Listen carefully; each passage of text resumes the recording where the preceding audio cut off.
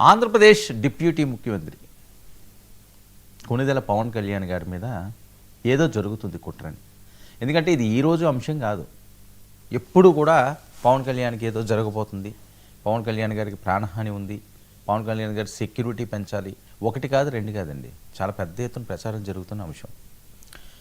ఎన్నికలకు ముందు హైదరాబాదులో మాదాపూర్ పవన్ కళ్యాణ్ గారి ఇంటి వద్ద అర్ధరాత్రి కలకలం, ఏదో జరుగుతుంది, ఎవరో రెక్కి నిర్వహించారు, భయాందోళనకు గురయ్యారు, హై టెన్షన్ ఫీల్ అయ్యారు ఆ రాత్రి అంతా కూడా జనసైనికులు, వీర మహిళలు, పవన్ కళ్యాణ్ గారి అభిమానులని. సరే, ఆ తర్వాత జరిగిన నేపథ్యం, ఎన్నికల సమయంలో కూడా ఆయన 2 సార్లు ఈ అంశాన్ని ప్రస్తావించారు. నాకు థ్రెట్ ఉంది, నాకు ఇబ్బందికర పరిస్థితులు ఉన్నాయి, సెక్యూరిటీ ఇబ్బందిగా ఉంది అని చెప్పి మొన్న కూడా ఆయన మాట్లాడిన సందర్భాన్ని మనం చూడొచ్చు.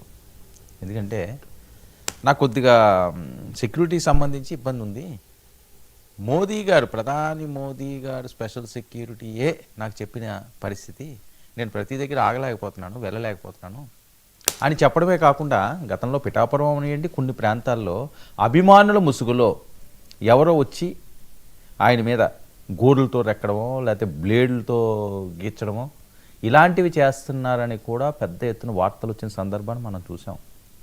సరే, అప్పుడైతే అధికారం లేదు, ఎవరు పట్టించుకునే పరిస్థితి లేదు, వాళ్ళ సైన్యమే ఆయనకి కొండంత అండ బలం, వాళ్ళే కాపాడుకున్నారు, వాళ్ళు పర్సనల్ సెక్యూరిటీ.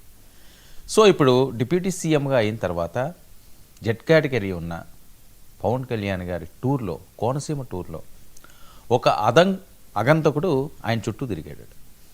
అది చూస్తున్న ఆ విజువల్ నేపథ్యం, ఇది చాలా డేంజర్, చాలా డేంజర్. భయపడిపోతున్నాడు పవన్ కళ్యాణ్ గారు అభిమానులు వీళ్ళందరూ. సో దీనికి సంబంధించి సీసీటీవీ ఫుటేజ్లో ఉన్నాయండి, లేకపోతే వీడియో క్లిప్పింగ్స్, మీడియా అంతా ఉంటుంది కాబట్టి క్షుణ్ణంగా పరిశీలిస్తున్నాడు. ఇది ఒకటే కాదు, పవన్ కళ్యాణ్ గారు ఏ ప్రాంతాల్లో తిరుగుతున్నారో ఆ ప్రాంతాల ఫుటేజ్ని కూడా తీసుకొస్తున్నారు. ఎందుకంటే ఆయన ఏజెన్సీ ప్రాంతాలకు వెళ్ళిపోతుంటున్నారు, ఈ మధ్యకాలంలో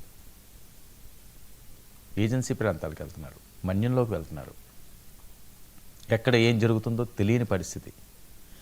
ఇలాంటి సంఘటనలు జరగకపోతే అందరూ ప్రశాంతంగా ఉంటారు, కానీ ఒక వార్త కానీ బయటకు వచ్చిందనుకోండి, పరిస్థితి ఏంటి?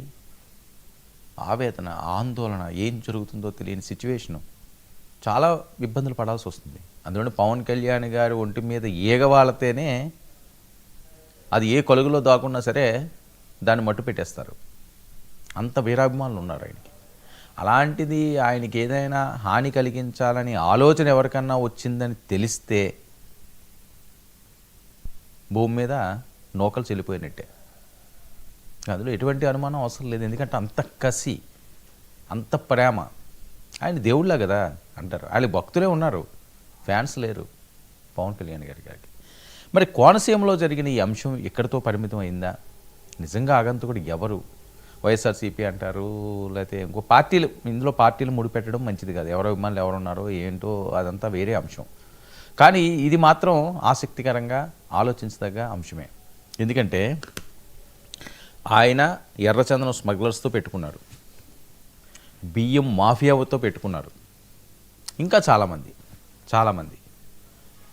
వాళ్ళకి ఎక్కడికక్కడ బ్రేక్లు వేస్తున్నారు, ఎక్కడికక్కడ అడ్డుకుంటున్నారు, ఎక్కడికక్కడ ఉక్కుపాదం మోపేస్తున్నారు, గందరగోళం అయిపోతున్నారు. వాళ్ళు ఏం చేయాలో తెలియట్లేదు. ఎందుకంటే ఏళ్ల తరబడి వ్యాపారం, కోట్లాది రూపాయల వ్యాపారం, దాన్ని మొత్తం ఒక్క దెబ్బతో తునాతునకలు చేసి పడేశారు. ఆ కోపం వాళ్ళకు ఉంటుంది అని కేంద్ర ఇంటెలిజెన్స్ నుంచి కూడా పవన్ కళ్యాణ్కి సెక్యూరిటీ జాగ్రత్తగా ఉండాలి అని చెప్పి వార్తలు, వాళ్ళు ఎప్పటికప్పుడు మెసేజ్లు పెడుతుంటారు, ఇలాంటివన్నీ కూడా చెప్తున్నారని చాలా పెద్ద ఎత్తున వార్తలు వచ్చిన నేపథ్యాన్ని కూడా చాలాసార్లు మనం చూసాం మీడియా ద్వారా. సో ఇప్పుడు డైరెక్ట్గా కోనసీమలోనే ఓకే అపరిచిత వ్యక్తి ఆయన ఫాలో అయ్యాడు, ఆయన ఎక్కడుంటే అక్కడికి వెళ్ళాడు, ఆయన వెనకాతలే తిరిగాడు. ఇందులో ఏమైనా కుట్రకోణం దాగుందా? ఒకవేళ దాగుంటే దాన్ని బయట పెట్టాలి. ఎందుకంటే జనసేన పార్టీ ఆఫీస్ నుంచే ఎస్పీకి డైరెక్ట్గా దీని మీద ఎంక్వైరీ చేయండి అని చెప్పిన పరిస్థితి, అందుకని ఆందోళన కలుగుతున్నది. ఆయన ఏ ప్రాంతానికి వెళ్తున్నారో ఎక్కడికి వెళ్తున్నారో స్కెడ్యూల్ అంతా ముందుగానే వచ్చేస్తుంది కాబట్టి ఆ ప్రాంతాల్లో మరింత కట్టుదిట్టమైన భద్రతా ఏర్పాట్లు ప్రైవేట్ సెక్యూరిటీగా చేయాల్సిన అవసరం ఉంది. ఆయన చూడండి, ఇప్పుడు ఆయన కనిపిస్తే ఇంకా వాళ్ళు తట్టుకోలేరు, వాళ్ళకి పూనకాలు వచ్చేస్తాయి, చూడండి. ఇది ఆయన దగ్గరికి వెళ్ళాల్సిన అవసరం వస్తున్నది. ఏం చేస్తారు? దూరంగా ఉండలేరు కదా, ఎంతకాలం దూరంగా ఉంటారు అభిమానులకి. వాళ్ళకి కొన్నంత అభిమానం, వాళ్ళే అండా దండ అనుకుంటాడు ఆయన. ఆ అభిమానులు, ఆ సైనికులే ఆయన్ని ఈ స్టేజ్కి తీసుకొచ్చారు, డిప్యూటీ సీఎం స్థాయికి తీసుకువెళ్ళారు, కసిగా పనిచేశారు, ఏమీ ఆశించకుండా పనిచేశారు. అలాంటి వాళ్ళని ఆయన దూరం చేసుకుని ఇంట్లో కూర్చోలేరు. బయటకు వస్తే ఏదో జరగబోతుంది, ఏదో జరుగుతుంది అని చెప్పి ఇదొక ఆందోళన. అదిగో మా వాళ్ళు అక్కడ చూడండి, యారో వేశారు, ఆ వ్యక్తి అట దగ్గరే తిరుగుతున్నాడు. ఇంత పెద్ద సెక్యూరిటీ ప్రైవేటు బలగా ఉండగా పవన్ కళ్యాణ్ గారు ఫ్యాన్స్ కానీ, లేకపోతే వీర మహిళలు కానీ, లేకపోతే జన సైనికులు కానీ వీళ్ళే ఆయన దరిదాపులకి రాలేరు. రోప్ పార్టీలు అవి కూడా ఎక్కడికక్కడ కట్టడి చేస్తారు. అలాంటిది అంత దగ్గరగా ఎలా వచ్చాడు? మరొక అంశం ఏంటంటే వాళ్ళకి ఎవరికో పాసులు వచ్చినాయని, 40-50 మందికి పాసులు ఇచ్చారు, స్పెషల్ పాసులు. పవన్ కళ్యాణ్ గారి టూర్కి సంబంధించి వాళ్ళకి కొన్ని పాసెస్ వచ్చినాయి. మరి ఆ పాసెస్ ఎవరిచ్చారు? స్థానిక ఎమ్మెల్యే ఇచ్చారు అన్నట్టుగా వస్తున్న వార్తల నేపథ్యం. సరే, ఆ టూర్ వచ్చినప్పుడు ఎవరన్నా అడిగితే ఇస్తారు. మరి వీళ్ళు ఇచ్చిన పాసులని దుర్వినియోగం చేసి వేరే వాళ్ళు ఎవరైనా చేతులు మారినాయా? ఈసారి పవన్ కళ్యాణ్ గారు టూర్కి వెళ్ళినప్పుడు ఎలాంటి జాగ్రత్తలు తీసుకోవాలి? కేంద్ర హోంశాఖ కూడా ఈ వార్తని చాలా సీరియస్గా తీసుకున్నట్లుగా అందుతున్న సమాచారం. ఎందుకంటే పవన్ కళ్యాణ్ గారు ఆంధ్రప్రదేశ్ రాష్ట్రానికే కాదు కదా పరిమితం. మోదీ గారికి చాలా దగ్గరగా ఉన్నారు, అమిత్ షా గారికి చాలా ఇష్టమైన వ్యక్తి, మోదీ గారికి ఇష్టమైన వ్యక్తి. వాళ్ళందరూ కూడా ఈయన సోదరులా చూస్తుంటారు, చాలా హై ప్రయారిటీ ఇస్తుంటారు. అలాంటిది పవన్ కళ్యాణ్ టూర్లో అజ్ఞాత వ్యక్తి ఆయన చుట్టూ సంచరించాడు, ఆయనకి ఏదో ప్రాణహాని ఉంది అనే వార్త వచ్చింది అంటే, ఎందుకంటే మీడియాలో ఇది బగ్గుమంటుంది ఈ వార్త. ఇలాంటి టైంలో కేంద్ర ఇంటెలిజెన్స్ చాలా సీరియస్గా ఉందని ఈ రిపోర్ట్లన్నీ కూడా వాళ్ళు తెప్పించుకునే అవకాశం ఉంటుంది.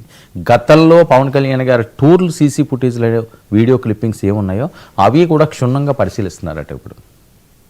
ఎందుకంటే పరిశీలించాల్సిన అవసరం వచ్చింది.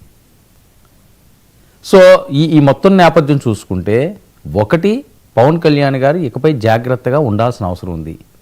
భారీ సెక్యూరిటీని ఏర్పాటు చేసుకోవాల్సిన అవసరం ఉంది. ప్రైవేటు సైన్యం సిద్ధంగా ఉండాల్సిన అవసరం ఉంది.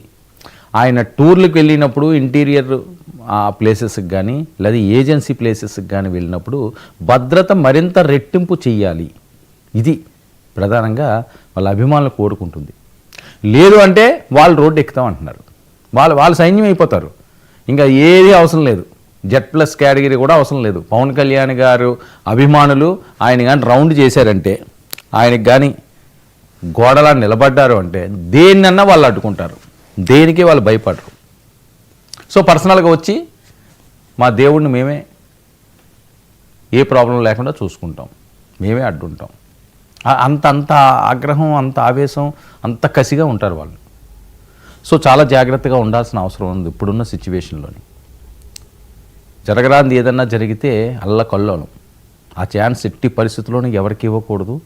ఇది ముందస్తు సిగ్నల్ లాగా భావించాల్సిన అవసరం ఉంది.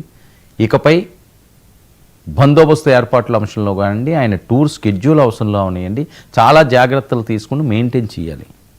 లేకపోతే చాలా ప్రాబ్లం వచ్చే అవకాశం ఉంటుంది. కేంద్ర ఇంటెలిజెన్స్ కూడా ఇదే హెచ్చరించిందట. అసలు ఎవరు